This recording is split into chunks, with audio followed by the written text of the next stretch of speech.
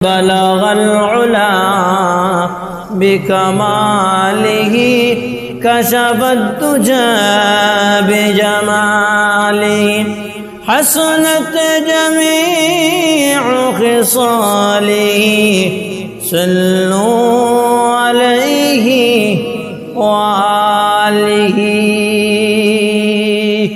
اے حبیب کبریا تم پر سلام اے ہمارے دل ربا تم پر سلام اے حبیب کبریا تم پر سلام اے ہمارے دل ربا تم پر سلام دل صدا کہتا رہا تم پر سلام اے امام الانبیاء تم پر سلام اے حبیب کبریا تم پر سلام اے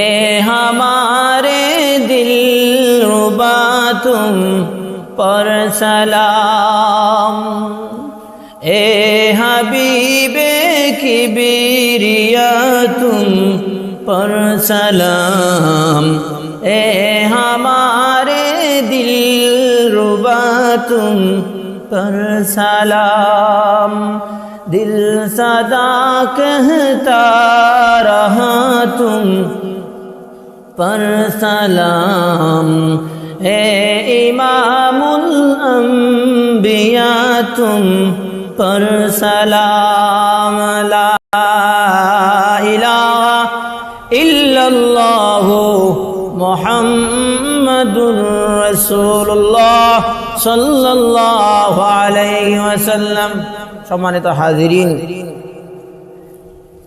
বৈশাখের শেষের দিকে বৃষ্টিময় এই বেজা ঝুমুর ঝুমুর বৃষ্টি হচ্ছে আর অন্যথায় আমাদের আজকের সাপ্তাহিক সাইয়্যিদুল আইয়াম অর্থাৎ সাপ্তাহিক একটি ঈদের দিন জুমার দিন সবার উপরেই এই দিনের 2টি রাকাত জুমার নামাজ আদায় করা সকল পুরুষদের উপরে শরীর সম্মতভাবে ফরজ। এই জন্য আমরা সবাই বাধ্যতামূলকভাবে যে যেখানে থাকি জুমার এই দিনের নামাজ আমরা আদায় করে থাকি গুরুত্বের সহিত। ঠিক তেমনিভাবে আজকেও আমাদেরকে মেঘ হোক, জল হোক, বৃষ্টি হোক, তবুও আমাদেরকে আল্লাহর এই বিধান পালনার্থে মসজিদে আসতে হবে, নামাজ আদায় করতে হবে। আল্লাহ পাক রব্বুল আলামিন আমরা সবাইকে আজকে জুমার নামাজ আদায় করার তৌফিক দান করুন, সবাই বলুন আমিন।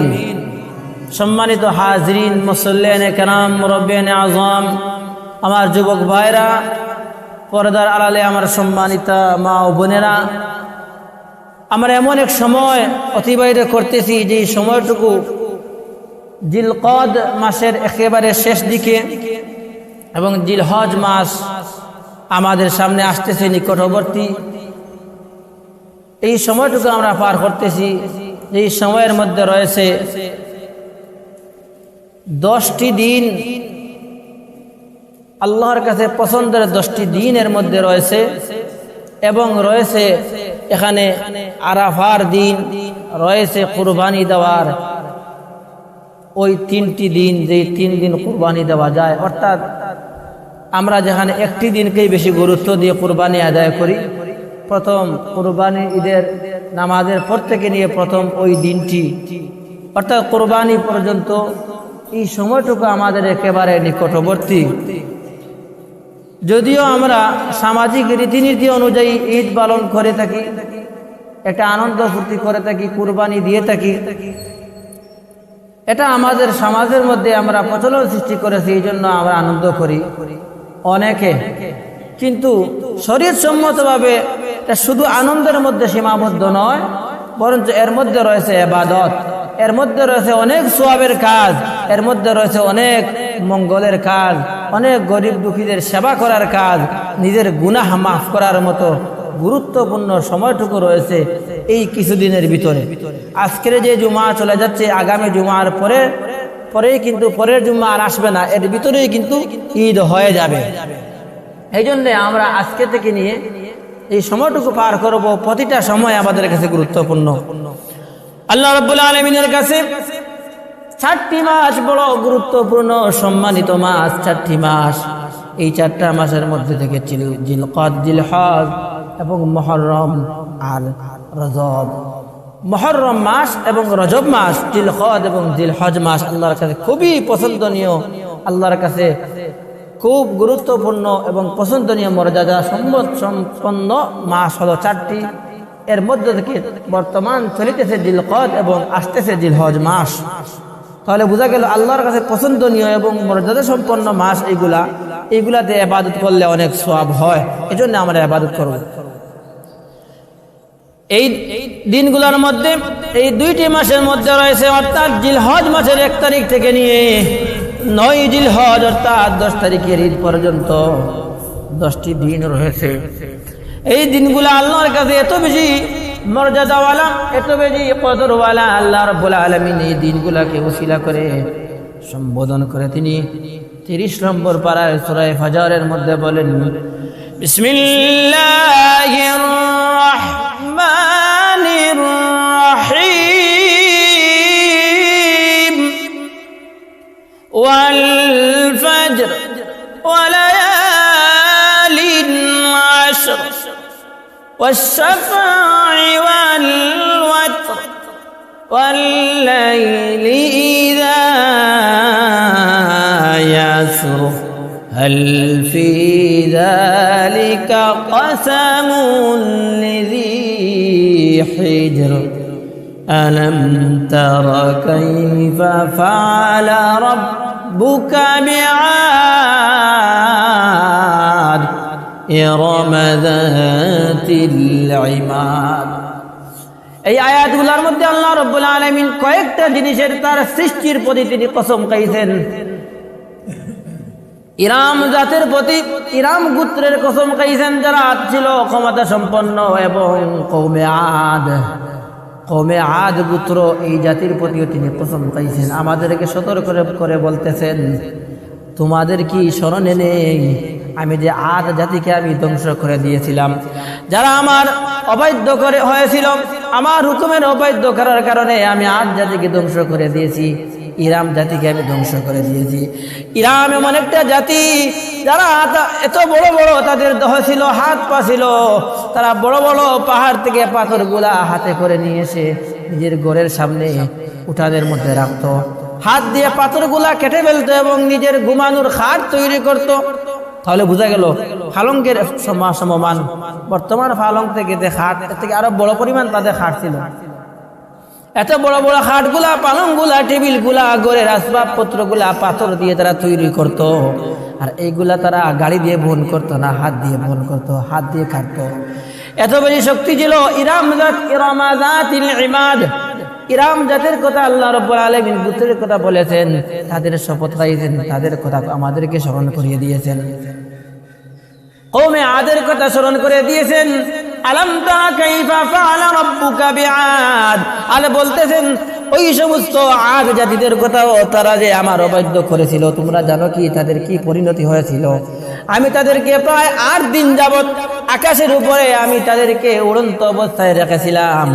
তারা সমকামিতা করত একে অপরের সাথে, অর্থাৎ মানুষের স্বভাব হলো পুরুষ নারীর সাথে যৌন সঙ্গম করবে, কিন্তু আদ জাতিরা এত বেশি খারাপ হয়ে গিয়েছিল, তারা নারীর সাথে মিলামিশা করতো না, বরং তারা পুরুষে তারা একে অপরের সাথে সমকামিতা করত। তাদের এই গুনার কারণে, জিনা ব্যভিচারের কারণে, এই গুনার কারণে আমার আল্লাহ রাব্বুল আলামিন এত বেশি নারাজ হয়ে গিয়েছিলেন কওমে আদের উপরে। তাদের উপরে আমার আল্লাহ রাব্বুল আলামিন আসমান থেকে গজব নাযিল করলেন এবং তাদেরকে জমিন থেকে তাদেরকে উপরের দিকে উঠাইলেন, এভাবে আকাশের মধ্যে উড়ন্ত অবস্থায়, জলের মধ্যে উড়ন্ত অবস্থায় 8টি দিন রাখলেন। 8 দিনের পরে তাদেরকে আসমান থেকে ছুঁড়ে ফেলে দিলেন আর জমিনের মধ্যে পড়ে তারা সেখানে মৃত্যুবরণ করলো। অর্থাৎ তাদের জাতিটা সেখানেই ধ্বংস হয়ে গিয়েছিল, আর আদ জাতির দেখা যায় নাই, এখনো আদ জাতিরা নেই। আল্লাহ রাব্বুল আলামিন আদ জাতির কথা আমাদেরকে স্মরণ করে দিয়েছেন, ওয়াশ-শাফঈ ওয়াল-ফাজর ওয়ালায়ালিন আশরিন ওয়াশ-শাফঈ ওয়াল-ওয়াতর ওয়াল-লাইলি ইযা ইয়াসরাফ। এই যে দিন এবং রাত আর ফেরেশতাগণের কথা, কওমে আদ জাতি, ইরাম জাতি, এদের কথা স্মরণ করে দিয়ে আল্লাহ রাব্বুল আলামিন আমাদেরকে বলতেছেন, আমি এটারও কসম খাইতেছি, ওয়াল ফাজর, ফজরের কসম খাইতেছি। ফজর অর্থাৎ বুঝায় শুভ প্রভাত, সুপ্রভাত, সকালবেলা বুঝায়। অন্যান্য মুফাসসিরিনে কেরামগণ বলেন এখানে আল্লাহ রাব্বুল আলামিন সুপ্রভাতের কসম খাওয়ার পরে অর্থাৎ সুপ্রভাত দ্বারা ফজরের নামাজের কসম খাইছেন। অনেক মুফাসসিরিনে কেরাম বলেন এই ফজরের নামাজের কসম খাওয়ার পরে, সকালবেলার কসম খাওয়ার পরে, সকালবেলার কসম কেন খাইলা? কারণ হলো মানুষ যখন রাত্রিবেলা ঘুমায় তখন এটা হলো তাদের ছোট মৃত্যুর মতো। এই ঘুম থেকে মানুষ পরের দিন সকালে উঠবে কিনা তার কোনো নিশ্চয়তা নেই। এই জন্য আল্লাহ রাব্বুল আলামিন তাদেরকে যেহেতু আবারও হায়াত দিয়ে তাদেরকে জীবিত করেন সকালবেলা, প্রতিদিনের সকালবেলা প্রতিটা মানুষের এক একটা নতুন জীবন বলে গণ্য মনে হয়। যদি আল্লাহ তাআলা আমাকে জীবিত না করেন তাহলে সকাল তো আর আমার হবে না। এই জন্য প্রতিটা সকাল সুপ্রভাত আমার জন্য নতুন একটা জীবন। এই জন্য সকালটা বড় মর্যাদা সম্পন্ন, মানুষের লোকের জন্য বড় কদরের, আল্লাহর কাছে বড় কদরের। এই জন্য আমার আল্লাহ রাব্বুল আলামিন সুপ্রভাতের অর্থাৎ ফজরের কসম খাইয়ে তিনি বলেন ওয়াল ফাজর, ফজরের কসম, ওয়ালায়ালিন আশর, এবং 10 দিনের শপথ। ওই 10 দিন কোন দিন, এটা হলো আমার আলোচনার বিষয়। এই যে এত সময় আদ জাতি, ইরাম জাতি, ফেরেশতাদের এবং ফজরের শপথ খাইছেন আল্লাহ তাআলা, আমি এগুলো আপনাদেরকে বললাম। এখন এইগুলা দিয়ে উদ্দেশ্য আমার হলো আল্লাহ রাব্বুল আলামিন এত কসমের পরে একটা দিনের কসম করেছেন, সেই দিনটা হলো বড় গুরুত্বপূর্ণ। সেই দিন কোনটা? আল্লাহ রাব্বুল আলামিন বলেন ওয়ালায়ালিন আশর, 10 দিনের শপথ। এই 10 দিনগুলা কোন 10 দিন?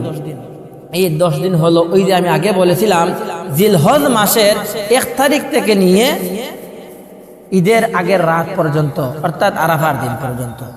এই দিনগুলো আল্লাহর কাছে এত বেশি গুরুত্বপূর্ণ। এই 10 দিনের অনেকগুলো আমল আছে, ইনশাআল্লাহ আগামী জুমায় বলে দিব।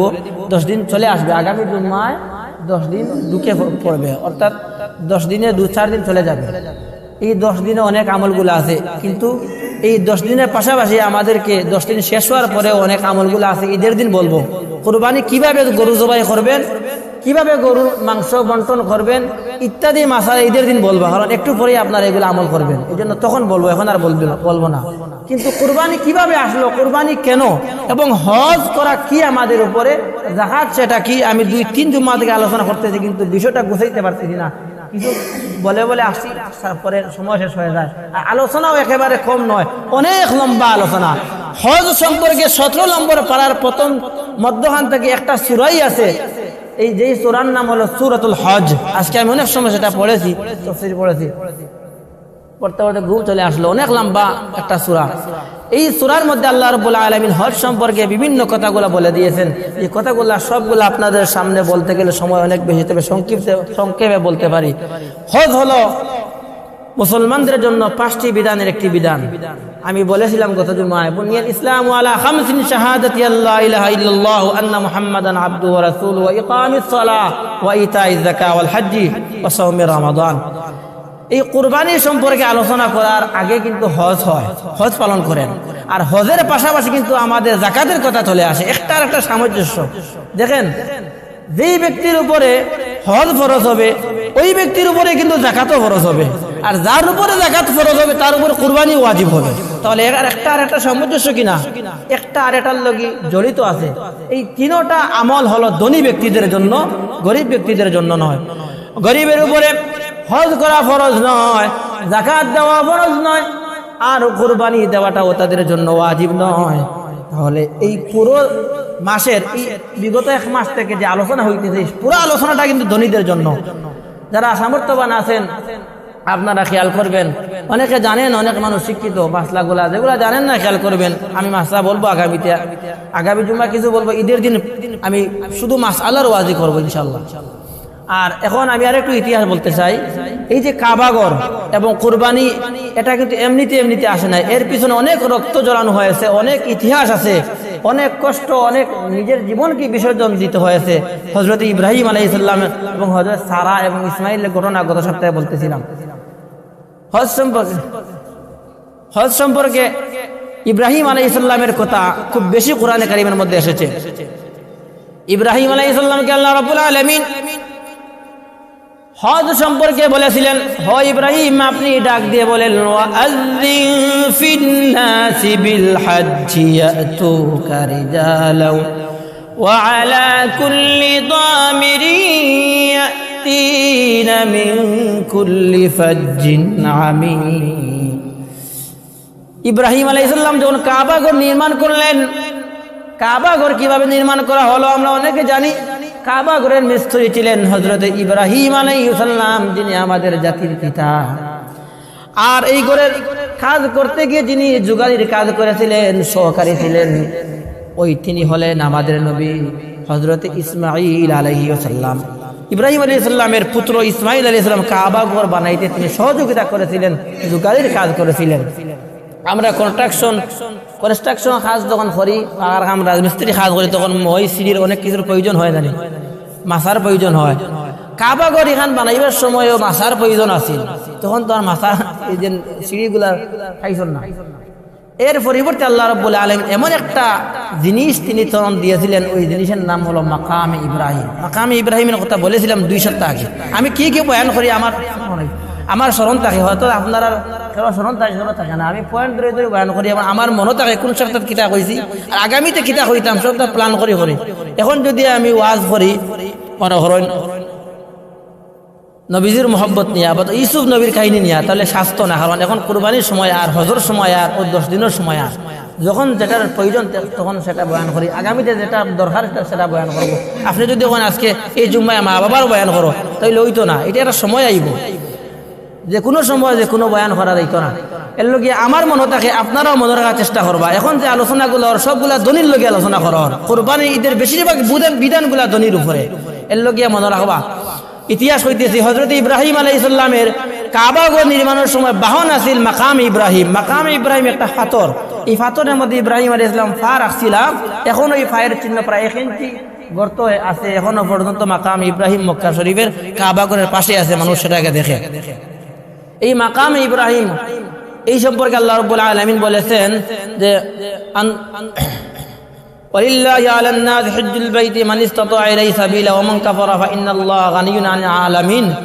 যে তোমরা যারা এই মাকাম ইব্রাহিমের ওমান দাখালাউ কানা আমিনা, মাকামে ইব্রাহিমের মধ্যে তোমরা যারা প্রবেশ করবে, এর আশেপাশে আসবে, কানা আমিনা, তোমাদেরকে নিরাপদ স্থানে নিয়ে আসা হবে, তোমাদের কোনো ডর ভয় থাকবে না। এই সম্পর্কে বলেছিলাম।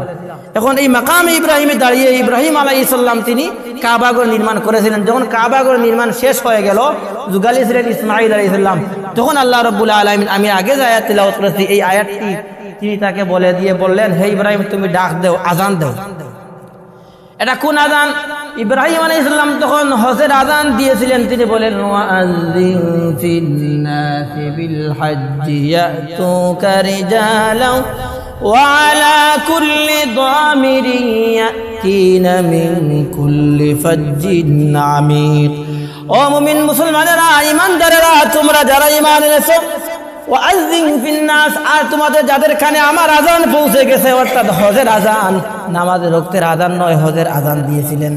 হজের আযান যাদের কানে পৌঁছে গিয়েছে, তোমরা হজ করতে চলে আসো, হজটা তোমাদের উপরে অতি গুরুত্বপূর্ণ, আল্লাহর ঘর তওয়াফ করতে চলে আসো। অন্য আয়াতের মধ্যে আমার আল্লাহ রাব্বুল আলামিন বলেন, আনতাহিরা বাইতিয়া লিত-তাইফিন ওয়াল আকিফিনা ওয়ার-রুকআইস সুজুদ। ও ইব্রাহিম আলাইহিস সালাম, আমার ঘর তোমার নির্মাণের কাজ শেষ হয়ে গেছে, এখন তোমার কাজ হলো আনতাহিরা, এই ঘরকে পবিত্র রাখো। অর্থাৎ মক্কা শরীফের যেই জায়গায় মানুষ নামাজ পড়বে, যে জায়গায় তওয়াফ করবে, ওই জায়গাটা আনতাহিরা, তুমি পবিত্র রাখো। বাইতিয়া লিত-তাইফিন, তাদের জন্য যারা নাকি ঘরকে তওয়াফ করবে, ওয়াল আকিফিন, এবং যারা ইতিকাফ করবে, ওয়ার রুকআ, এবং যারা রুকু করবে, ওয়াস সুজুদ, এবং যারা সিজদা করবে। আর রুকু আর সিজদা দিয়া অর্থাৎ নামাজ বোঝানো হয়েছে, আর লিত-তাইফিন দ্বারা সাচ্য করে তওয়াফ বোঝানো হয়েছে। এই জায়গার মধ্যে তওয়াফ হবে, রুকু সিজদা করা হবে, এই জায়গাটা পবিত্র হওয়া দরকার আছে না? এখন পবিত্র হবার কথা হারে কইছেন, একটু খেয়াল করবা।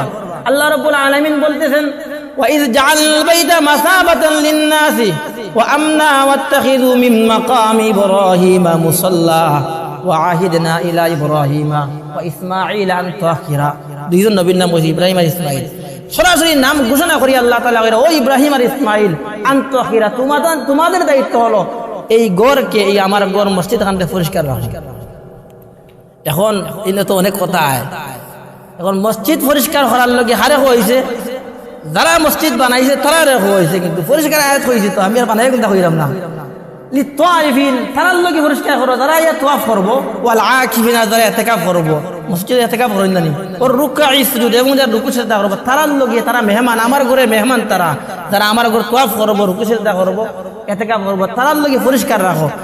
এই পরিষ্কার করবার কথা হারে কইছেন ইব্রাহিম আর ইসমাইল রে। তাইতেন ইমামও আসলা, মুয়াজ্জিনও আসলা, এবং ও গরর নির্মাতাও আসলা, এবং দাতাও আসলা, মিস্ত্রিও আসলা। তাহলে বোঝা গেল গর মসজিদের খেদমত করার ক্ষেত্রে ইমাম, মুয়াজ্জিন, সভাপতি, সেক্রেটারি, ছোট বড়, ধনী গরিব কোনো ব্যবধান নাই। যে কোনো মানুষের যে কোনো সময় যে কোনো জায়গায় আল্লাহর গরের খেদমত করতে পারে। আমি অমুক হয়ে গেছি, অমুক হয়ে গেছি, আমি খেদমত করতাম না, এটাও না। আমরা সিলেটের দিকে ভদ্রতা আছে, অনেক জায়গায় যাই মুয়াজ্জিন সাহেবরা যেমন তেমন কথা, এইদিকে মাখলুকাল খানে, এটা খানে, এটা খানে, এটা মানে এমন পাটে ফাঁসন যেমন গুলাম মনে হয়, এইভাবে বলাটা ঠিক না। কারণ সবার উপরে আল্লাহ তাআলা দায়িত্ব এখান দিয়া দিছে, এর লগে সবে খেদমত করার চেষ্টা করবো, যার সামনে যেটা পড়ে। এই একটা মাসলা ভাঙি গেল আয়াত থেকে। এখন এই ঘর বানানো করে যারা আল্লাহ রাব্বুল আলামিন কইছেন আজান দেও, পবিত্র করিয়া আজান দেও, তারা যেন আইয়া হজ করে। ও আজান যারা খানা পৌঁছে গেছে তারা কিন্তু হজ করার সৌভাগ্য হয়। মানে টাকা পয়সা ধন সম্পদ থাকলেও হজ করা যায় না।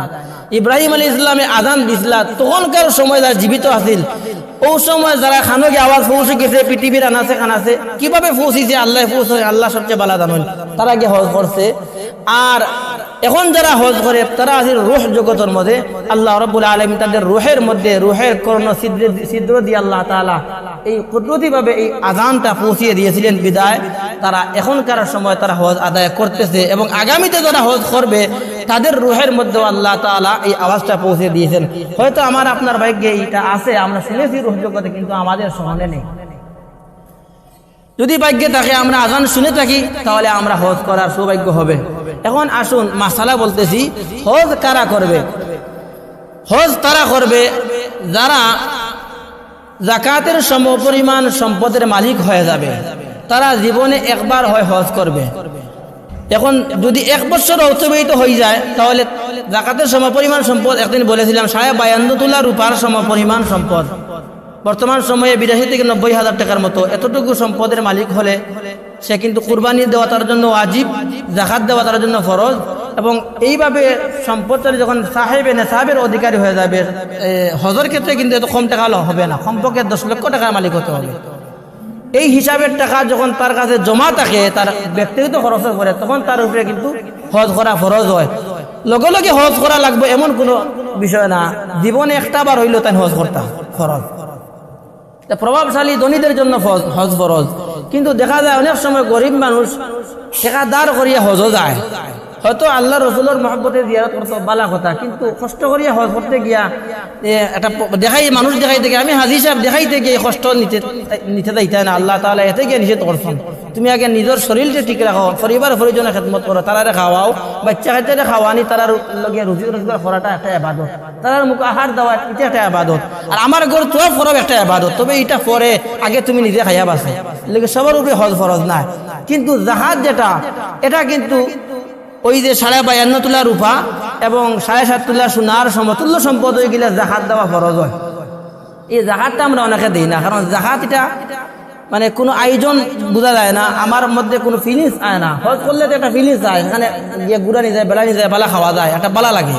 কিন্তু জাকাত দিতে সময় তো খালি আমার যায়, কিছু আয় না। নামাজ পড়া যায় বিনা টাকায়, একটু শারীরিক পরিশ্রম করলে নামাজ পড়া যায়, কোনো টেকা ব্যয় হয় না। আর কুরবানি দিলে আমি গুস্ত খাইতাম পারি, আমার একটা ফায়দা থাকে, কিন্তু যাকাত দিতে তো আমার কোনো ফায়দা নাই, কোনো ফায়দা আসেনি। কিন্তু প্রতিটা নামাজের আয়াতের পাশাপাশি আমার আল্লাহ রাব্বুল আলামিন বলেন ওয়া আকিমুস সালাতা ওয়া আতুজ যাকাত। ও মুমিন মুসলমানেরা, তোমরা নামাজ পড়ো এবং যাকাত দাও। অন্য আয়াতের মধ্যে ওয়া আকিমুস সালাতা ওয়া আতুজ যাকাতা ওয়া মা তুকদ্দিমু লিআনফুসিকুম মিন খায়রিন তাজিদুহু ইনদাল্লাহ। এখানে পরিষ্কারভাবে বলে দিয়েছেন নামাজ কায়েম করো আর যাকাত দাও। যাকাতটা দেওয়া ফরজ, আমরা বুঝি না যে ফরজটা আমরা এখন ভুলি গেছি গিয়া। নামাজ ফরজ সেটা মানি, রোজাও ফরজ মানি, হজ করাও ফরজ এটাও মানি, সামর্থ্য হইলে যায়, কুরবানি ওয়াজিব এটাও মানি, কিন্তু যাকাত এটা আমরা মানি না, কেউ দিতে তো দেখি না। কিন্তু আসলে দায়িত্ব আছে রাষ্ট্রের পক্ষ থেকে যাকাতটা আদায় করিয়া নেওয়া, সম্পদের হিসাব করিয়া। কিন্তু আমরা যেহেতু ইসলামিক রাষ্ট্র, এর জন্য সরকার এগুলা নেয় না। কিন্তু একটা ফান্ড আছে, যাকাতের ফান্ড চাইলে সরকারও দিতে পারবে। আমরা কিন্তু যাকাত আদায় করি না। অনেক সময় সরকারে যখন জমিনের ট্যাক্স নেয়, আমরা মনে করি ও জমিন তো কি যে ট্যাক্স নিছে ওটা আমার যাকাত আদায় হয়ে গেছে গিয়া। বিভিন্ন সম্পদের ট্যাক্স নেয় বা মানুষের প্রতি পক্ষ থেকে ট্যাক্স নেয়, আমরা মনে করি, অনেকে আইনজীবী হলে তারা বুঝায় যে এগুলাও যাকাত সরকারে নেয়। আসলে এগুলা কোনো যাকাত নাই। যাকাতটা আলাদা জিনিস, শরীয়ত সম্মতভাবে প্রয়োগ করা হয়েছে, এইভাবে যাকাত আদায় করতে হবে। যাকাতের পরিমাণ হলো আপনার যতটুকু সম্পদ হবে, এই সম্পদ থেকে 102.5% অর্থাৎ 100 টাকায় 2.5 টাকা আল্লাহর রাস্তায় তুমি বিলিয়ে দিতে হবে, আল্লাহর রাস্তায় দিতে হবে। দান করা নাই, এটা সদকা নাই, এটা যাকাত। তাই মসজিদে 500 টাকা দিলাম, এটা কিন্তু যাকাত না। আর মসজিদে যাকাতের টাকা লাগতো না। যাকাতের টাকা দিয়ে টাইলস লাগাই নিয়ে মসজিদ বানানো, এই মসজিদে দঞ্জি হলে নামাজ পড়লে নামাজ হইতো না। পরিষ্কার জানিয়ে রাখবা। এই মসজিদে এলাকার ধনী মানুষগুলো আছেন জানি, এরা নামাজও আয়। যাকাতের টাকা থেকে কেউ যদি মসজিদ বানাইয়া দেয়, তাহলে ধনী হলো নামাজ হইতো না, গরিব হলো রইব। কারণ আরেক ধনী তাইনও বানাইয়া দেওয়ার ক্ষমতা আছে, তাই এখানে আরেকজনের জাকাত খাইতা। আমি যদি ধনী হই, তাহলে আপনার ধনীর জাকাত আমি খাইতাম পারতাম না, আরেক গরিবর হোক। তাহলে আমি যদি আপনার টাকা জাকাতের টাকা খাইতাম পারি না, তাহলে আপনার বানানো মসজিদ আমার নামাজ হইতো না। লগিয়া জাকাতের টাকা মসজিদ অনেক সময় দেখা যায়, কিন্তু মুফতি করলে বাদে ফতোয়া দিয়ে বুঝাইয়া দেন যে আপনার জাকাতের টাকাটা মসজিদ দেওয়া ঠিক হয়েছে না। পরে এটা সদকা গণ্য করিয়া, মসজিদের ভাঙ্গা যায় না, সদকা গণ্য করিয়া আবার তান্ডে দিয়ে জাকাত দেওয়া নিল। জাকাতের টাকা মসজিদ কমিটি হলে রাখবা না, সদকা রাখবা, হাদিয়া রাখবা। আল্লাহ রাসূল সাল্লাল্লাহু আলাইহি সাল্লাম যিনি কুরাইশ বংশের, তিনি জাকাতের টাকাও নিতেন না, তিনি সদকাটাও নিতেন না, তিনি শুধুমাত্র নিতেন হাদিয়া। আমরা মেসা বলে সদকা দিলেও নেই, দান করলে নেই, আর হাদিয়া তো নেই। কিন্তু অনেক মেসা বলে জাকাত খায়, আবার অনেক মেসা বলে খাই না। কারণ মেসা বল বেশিরভাগ গরিব মানুষটা হয়, এর ক্ষেত্রে তারা আল্লাহ খাওয়া যায় আছে, যার উপরে ফরজ নাই হে জাকাত খাইতে পারে। আমি এখন একজন ব্যক্তিগতভাবে জাকাত এবং ফিতরা খাই না, কারণ এটা আমার নেচার নাই। কোনো সময় সামর্থ্য হয়, কোনো সময় হয় না, লগিয়া এটা আমি বিরত থাকি। আর ও কারণে খাই না, ইমাম মানে সর্দার নেতা, একজন নেতায় কর্মী এগুলো টেকা নেয় না, বরঞ্চ নেতায় কর্মী টেকা দেয়। আমি আর্থিকভাবে ধনী নাই, আপনারা কিছু দিতাম পারতাম না, কিন্তু ইমাম হিসাবে তো নেতা, আমি মুসল্লির কাছ থেকে নেওয়াটা, এই জাকাতের টাকাটা নেওয়াটা আমার লোক একটা ছোট ছোট গুলাম মন হয়ে যায়। এর লোকে আমি জাকাত এবং ফিতরার টাকাটা নেই না। আর আমার কথা আমি কইলাম, এটা আমরা হুজুরে কইয়া দিয়েছেন, তোমরা যত সময় পারো জাকাতের টাকা খাইও না। জাকাতের টাকা খাইলে মেধা কমে, স্মৃতিশক্তি কমে, স্মরণশক্তি কমে, জ্ঞান কমে। তবে এটা খাইতাম না, এগুলো হারা আসন, হকদার আসন, তারা খাইতো যারা ঘর বাড়ি নাই, টাকার জায়গা নাই, আহারের জন্য তারা খাবার নাই, কাপড় পরিধার জন্য বস্ত্র নাই, কাপড় লইতে টাকা নাই, তারার হক তারারে দেও। কারে দিতে? আমেরিকাত গিয়ে দিতে আনি, আর আফ্রিকাত গিয়ে দিতে আনি না। আপনার প্রতিবেশী যারা আছে, লাগাগর যারা আছে, গ্রামের যারা আছে, আর কৃষকের মধ্যে যারা আছে, তারারে দিবাই। হিসাব করিয়া সম্পূর্ণভাবে জাকাতের টাকাটা আদায় করা প্রতিটা মুসলমান নর এবং নারীর জন্য ফরজ। জাকাত যদি আর কোনো প্রাপ্তবয়স্ক মানুষের উপরে ফরজ, সম্পদশালী হয়ে যায় তাহলে তার উপরে ফরজ। কোনো শিশুর ব্যাংক অ্যাকাউন্টে তার নামে খরচ হয়ে যায়, তাহলে শিশুর উপর থেকে তার গার্জেনটা হলে আদায় করাটা ফরজ হয়ে যায়, তার উপরে ফরজ হয় না। আল্লাহ তাআলা জাকাত আদায় করার তৌফিক দান করুন। আসুন, কুরবানি সেটা আমাদের উপরে কি, জাকাত দেওয়া ফরজ, নামাজ পড়া ফরজ, আর হজ করা ফরজ, কিন্তু কুরবানিটা ফরজ নাই। অনেকে কয় কুরবানি ফরজ, কুরবানি ফরজ না, কুরবানি এখন ওয়াজিব, ফিতরাও হয় ওয়াজিব। এই দুইটা ঈদের মধ্যে দুইটা জিনিস খুব আমরা চৌক বাসে, যে রোজা ঈদের মধ্যে আমরা চকুত বাসে ঈদুল ফিতরের ফিতরাও একটা চকুত বাসে বেশি, আর কুরবানির ঈদের কুরবানির গরু এবং ছাগল জবাই করাটা আমরা চকুত বেশি বাসে। এর লগে দুই ঈদের দুইটা আকর্ষণ হইল ফিতরা দেওয়া আর কুরবানি দেওয়া। তাহলে রোজার ঈদের মধ্যে যদি কোনো মানুষের ঈদের দিন সকালেই তার উপরে যদি সাহেব নেসাবের মালিক হয়ে যায়, অর্থাৎ ওই যে সম্পদ বলেছিলাম 7.5 তোলা সোনা এবং 52.5 তোলা রূপার সমপরিমাণ সম্পদের মালিক হয়ে যায়, তার উপরে ফিতরা দেওয়া ওয়াজিব ঈদুল ফিতরে। আর ঈদুল আজহায় সেম একই সিস্টেমে ওই সকালে যদি যেদিন কুরবানির দিন যেদিন আরো 3 দিন বাকি আছে, ওই 3 দিনের ভিতরে যদি ও টাকার মালিক হয়ে যায়, তাহলে তার উপরে কুরবানির একটা নাম অর্থাৎ একটা ছাগল কুরবানি করা তার উপরে ওয়াজিব। পুরা গরু নাই, গরুর পুরোটা লাগে না, গরুর 7 নামের 1 নাম দিলে আদায় হয়ে যায়। 7 নামের 1 নামের 1 ভাগ হইল গিয়ে একটা ছাগলের সমতুল্য, অর্থাৎ একটা ছাগলের বয়স সম্পর্কে 1 বছর হইতে হইল, গরু দাঁতালি হইতে হইব। এটা মাসলা ইনশাআল্লাহ আগামী তো হইয়া দিব, বুঝুন না জানিয়ে দিবা। আমরা খালি নিজে নিজে মাসলা বানাইলে ওই যাব ওইগুলো হইতো না। আপনার মনে যেখান সুবিধাবাদ জিন্দাবাদ হইলে হইতো না। একটা মাসলা হয়ে দিয়ে নামাজের অনেকদিন আমার প্রায় 2 মাস হয়ে যায়, কোনোদিন নামাজও ভুল হয়েছে না। একদিন নামাজও আমরা ওই কিছু ফাঁস রাখা মাসলা তো আমি বুঝলাম পালা, কিন্তু অনেকে আমরা মনে করি যে বেশ হয়ে গেলে মনে করে 4 রেখাত থেকে বেশ হয়েছে, এখন 4 রেখাত তো আমার নামাজ হয়ে গেছে, 5 রেখাত হইলে অসুবিধা নাই, ওইব আসলে হইছে না। আমি আবার কথা আদায় করছি, মাসলাটা হইয়া রাখলাম। শোনো, যদি 4 রেখাত নামাজের মধ্যে 5 রেখাত ফলইন, তাহলে তার নামাজ হইতো না, পরিষ্কার মাছ জানিয়ে অথবা না জানিয়ে হোক। যদি নামাজের ভিতরে তার মনে হয়ে যায় যে আমি 4 রেখাত বইতাম আসলাম উবাই গেছে গিয়া, এখন আমি 5 রেখাত খিতা করতাম, অন্তত নামাজ ভাঙ্গি দিতাম নি, অথবা 5 নম্বর রেখাত বইয়া হাতে হাতে বলে সালাম ফিরাইতাম নি, তার ওখান যদি মনে হয় তখন তার খাজ হইল গিয়া 5 রেখাত তাই বইতা না, তাই লাগাতার 6 রেখাত ফড়িতাম।